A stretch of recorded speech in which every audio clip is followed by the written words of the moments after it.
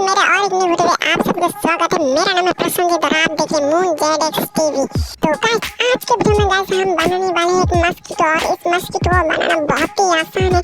आप बहुत ही इजीली तरीके से इस मस्कीटो को आप घर बैठे बैठे ही बना सकते हैं बहुत ही आसानी से।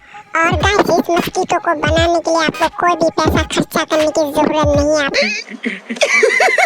पैसा ही पैसा होगा।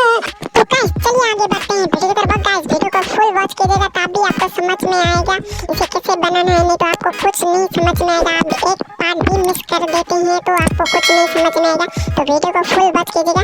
तो चलिए आगे बढ़ते हैं वीडियो की तरफ। और वीडियो को अच्छा लगे तो लाइक और सब्सक्राइब जरूर से करना। तो चलिए गाइस आगे बढ़ते हैं वीडियो की तरफ। तो चलिए वीडियो को स्टार्ट करते हैं।